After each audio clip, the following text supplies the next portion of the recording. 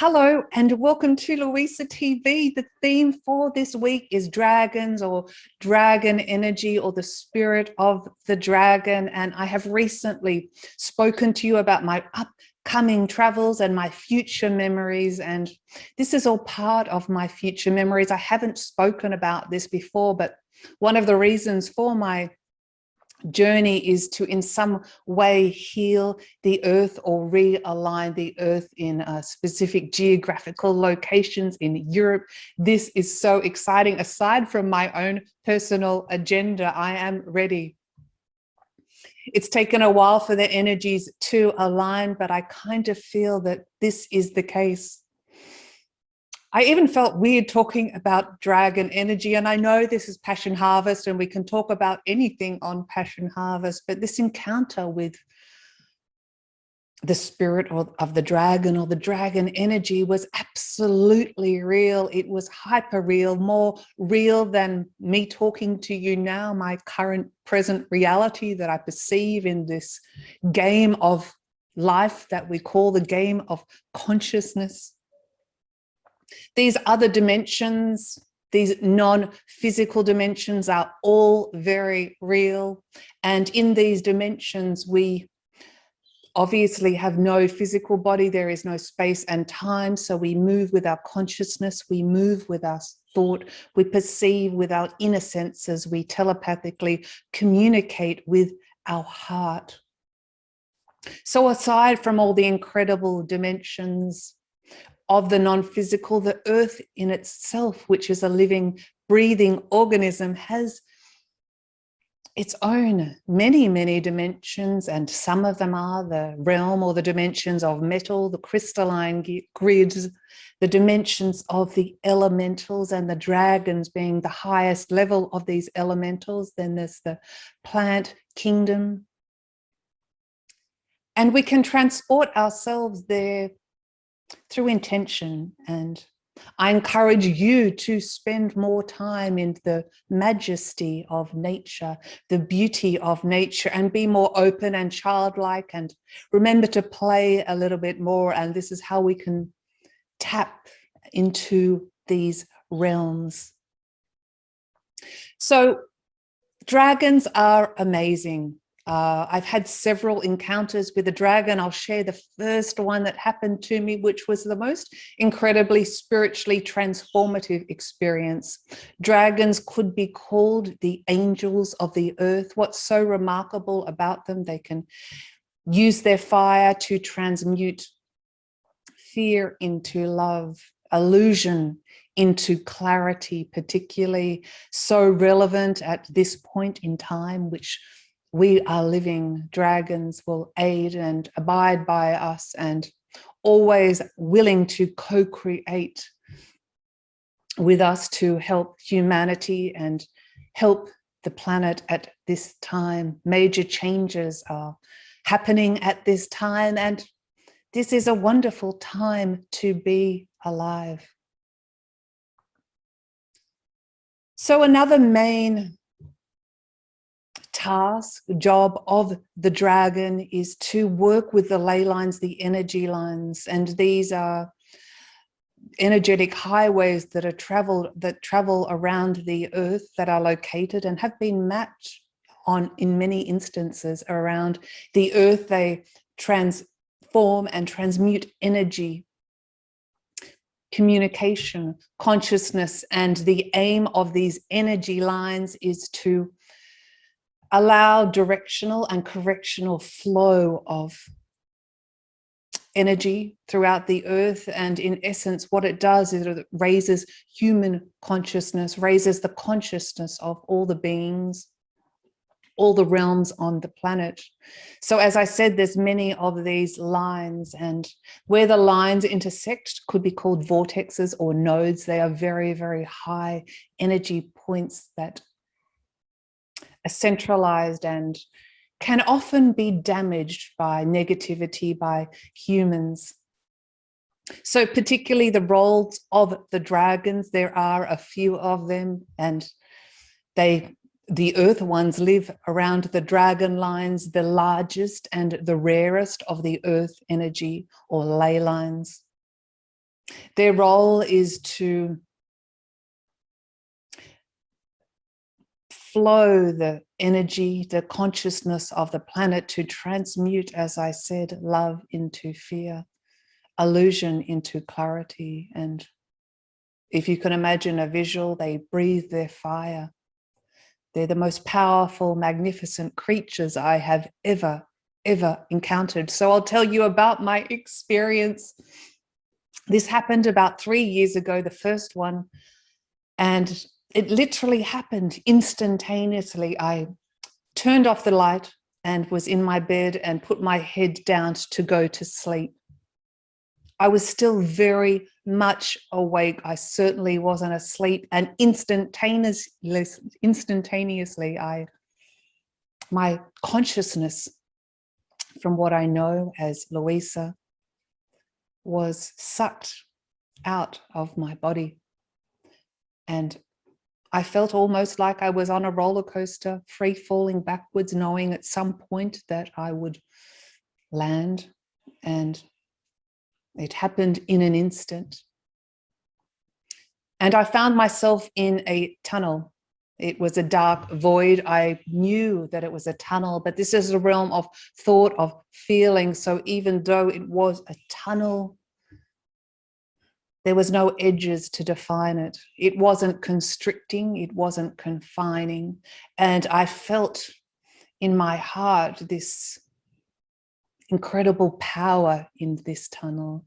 I felt energies, I felt a collection of energies as one force, and the power was so incredible. I was so wired, I was so excited, I was so exhilarated by this experience. It felt like I was under a waterfall, a massive waterfall. If you can imagine the power of the waterfall, but there was no water. I was under glowing, sparkling stars, but there was no stars. The void was dark, but I could see. And I knew I'd come here for a reason. And I also knew that I was geographically located in a dragon line in southwest Germany, somewhere in southwest Germany. This is all that was telepathically communicated to me. It came almost as if you can imagine a file, and it was just a knowing. I felt it in my heart. And the next thing I knew, I realized that this power, this energy that I was feeling, these rush of emotions of awe and wonder, was a prelude for the dragon that was coming. And I knew it was coming because of the noise, and I wasn't afraid, but I was utterly in disbelief at this hyper-real experience that I was having. The noise was like a speed train traveling at the speed of light, and the wind in the tunnel was blowing, and I was standing there.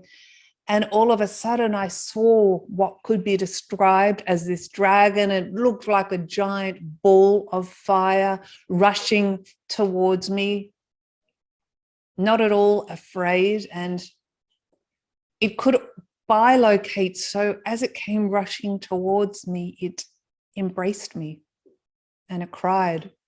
But at the same time, it continued to flow around the dragon line, the earth dragon line, pushing and transmuting negativity and fear into love, furiously fast, constantly. It never stopped for a second. But when it embraced me, it felt like I was home. And the reason I say this is because it felt like I had always known this dragon. I felt so safe. I felt like I had always been here, and perhaps in some reality at some point in space and time, I had never left, wherever or whenever that may be. But I knew this dragon had called me.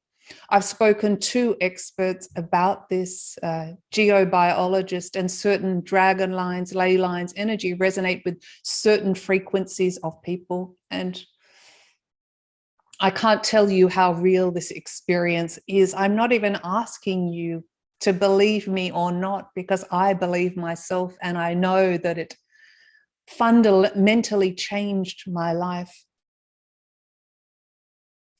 So as the dragon embraced me, everything was happening all at once. There kind of was no beginning and no end. So even though I just arrived in the tunnel, I was being embraced. It was all happening simultaneously, consecutively at the same time. There was no past and future. There was only now, but everything was now.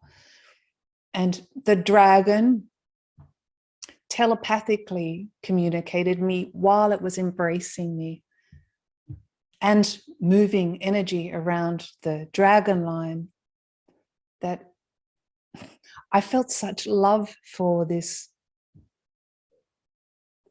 mind-blowing, remarkable, powerful, awe-inspiring being. And this might sound strange, or nothing sounds strange, it's Passion Harvest, but I kind of felt like I was its mother embracing a long-lost child. And the dragon communicated that it was injured and it needed my help. And I didn't even stop to think of what happened or who had done this. I just know I needed to help it. And it communicated to me that further down the line, you could call it its tail.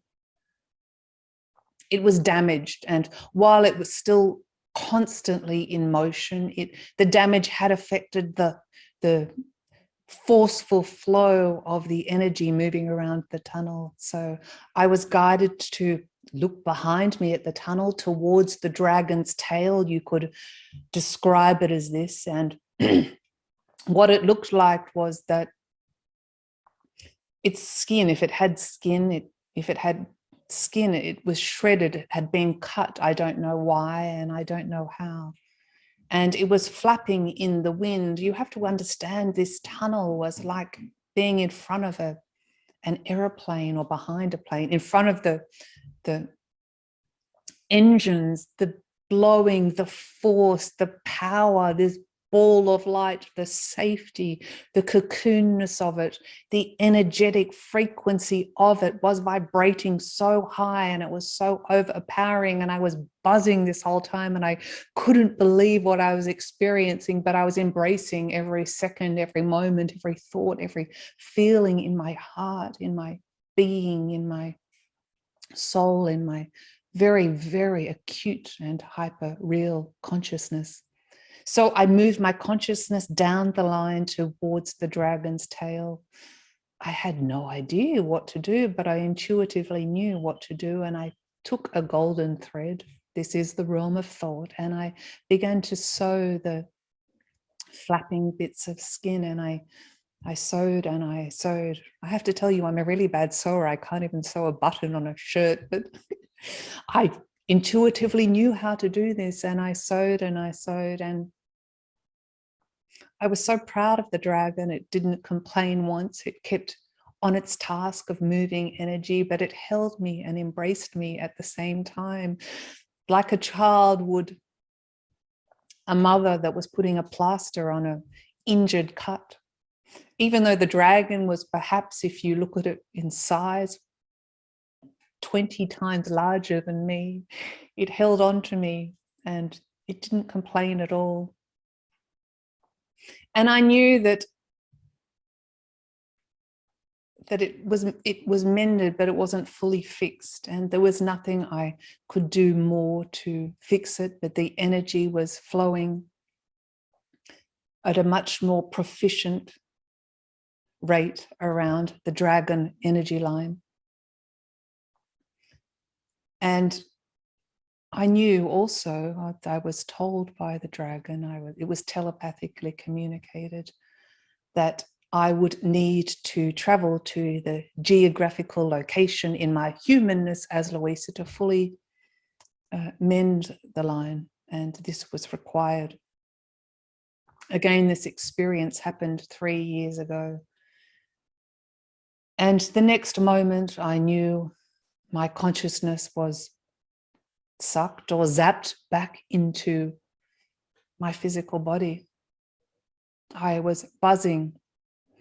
I thought, how on earth am I going to sleep after this incredible experience? And I looked at my clock and it was 6 a.m. the next day. It felt like an hour that I'd had this experience, even though I'd done a lot and had this encounter with a dragon. This experience, I lost 9 hours as Luisa. I know I hadn't slept. I wasn't tired at all.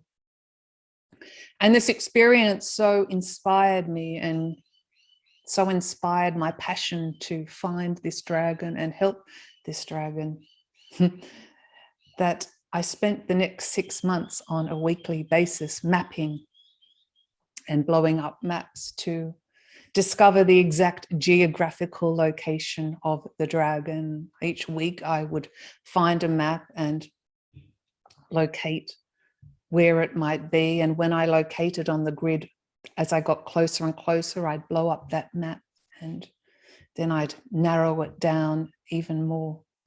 And it took 6 months to find the exact geographical location of the dragon, and I found it.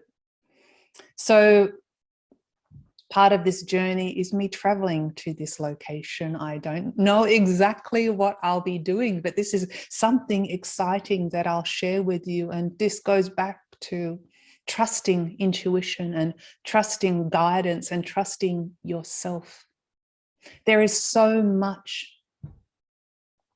in the unseen realms that is so very real. Just because we don't perceive it with our eyes and our ears, it doesn't mean that it's not there. And I encourage you to feel with your heart more. And I encourage you to trust yourself. And I guess one of the reasons I'm sharing this with you, aside from, for me, it was such a remarkable experience, is so that you might share your own experiences without worrying what others think. In the last few years, one of the most amazing things I've ever done that has changed my life is do what feels right for me and not worry so much what other people think. Just worry what I think. It is absolutely liberating and it is absolutely freeing. I'd also like to say again, spend some time in nature. Nature's a wonderful teacher and can certainly transmute fear into love and illusion into clarity again in these times that we are living in. I always say the fundamental truth of everything, the reason we are here is love. We have come here to learn love. We're born with love. Fear is what we learn. But when we can operate from a place of love and make decisions from a place of love and push aside those paper tiger fears, and fear is false evidence appearing real. You not only change yourself, but you can change those around you. And never forget this planet that we live on, this remarkable planet, has so much life that we often don't tap into in our consciousness. Everything is interconnected, so your resonance has an effect on the earth as well. Thank you so much for listening to me today.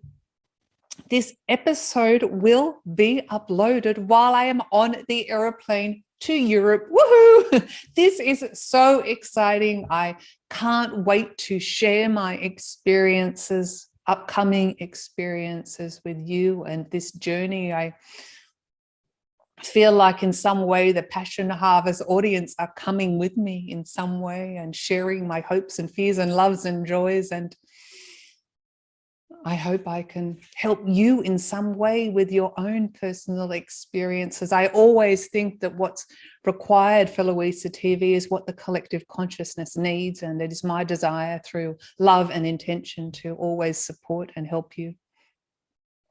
Please give this episode a thumbs up and leave a comment or question below, and I will answer it. If you haven't already subscribed, please do, for weekly passionate, inspirational interviews. And my next broadcast of Luisa TV will be in France. I am so excited. And again, I send you so much love, and bye for now, or perhaps I should say au revoir. See you next time. Bye-bye.